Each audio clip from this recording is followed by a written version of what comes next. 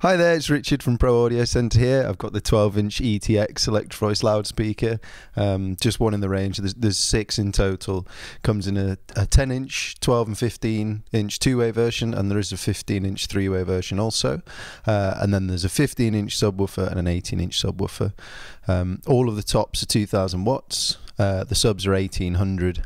And there's a number of reasons why this is, a bit of a game changer in terms of active loudspeakers. I'm going to try and go over a few of them right now.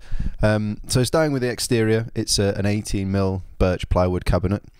Most of the active speakers that we see, most of the tour grade active speakers are 15mm. So even starting with the cabinet, you can see they've put a lot of effort into making this a real rugged and durable piece of kit. The joins as well, the plywood joins are tongue and groove, so you know that it's not just two pieces of wood just sandwiched together. There's a bit more thought gone into it, and it should be a bit more rugged in the long run. So all of the tops come with a 1 1/4 inch compression driver. The waveguide's quite interesting actually. It does actually come over slightly over the low frequency driver, and it's this SST design that they've got, which stands for signal synchronized transducer, and it just means that the high and low frequency transducers are aligned vertically, so you don't get any issues with phase, and it's quite cleverly ported as well. The waveguide doubles as a sort of port for the low frequency speaker. So at the back there's quite a nice sized LCD display for your digital signal processing, which is pretty comprehensive on this system. It sort of does set it apart from most of the other active loudspeakers that we generally come across. There's FIR-DRIVE in there, so there's a couple of things going, well, there's a whole bunch of things going on, which you can sort of separate into two categories. So there's component correction and there's component protection. The protection for me is probably one of the most interesting features on this. There's sort of basically two ways that you can destroy a loudspeaker. So if you drive it too hard, there'll either be a manual failure or there'll be a thermal failure.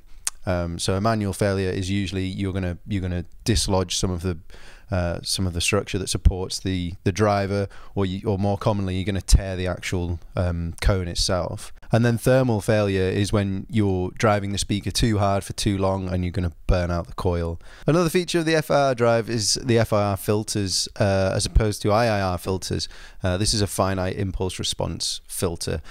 What that means is rather than a crossover between the tweeter and the woofer, that's a slope and sort of a compromise, and there's going to be a crossover of frequencies where they're both doing the same thing.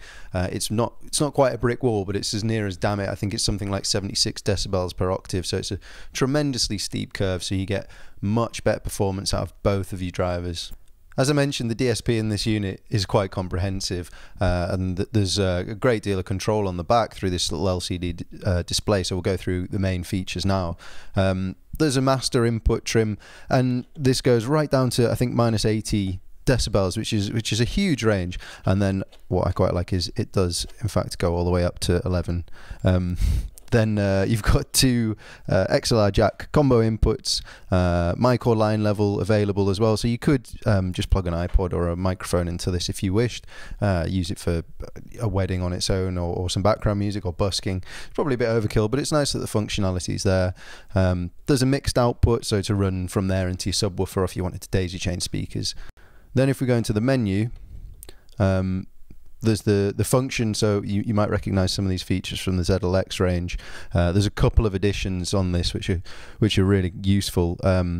Incidentally, on the function there is no club setting, which I think is just a sign of this being a bit more of a pro box, takes itself a little bit more seriously.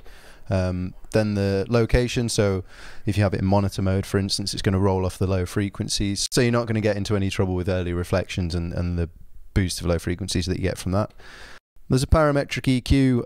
You've got frequency and gain, but you haven't got a Q control, so it isn't a full parametric EQ, but still it's quite nice to have if you want to tweak them. You shouldn't really need to use these day to day. It should be fine, but I suppose if you find there's a little bit of a peak somewhere out front, then you might. It's a nice little function to have. The delay function's great.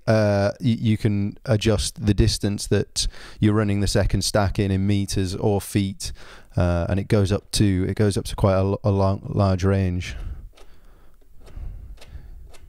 Wow, that is quite large. Wow, 343 meters. That's incredible. So that's a fairly brief overview of the ETX range of loudspeaker from Electro-Voice. We're a big fan of them here. If you want to come into store and have a demo, they are currently available to demo. Similarly, they are available on proaudiocenter.com. And feel free to like and subscribe. Thanks very much.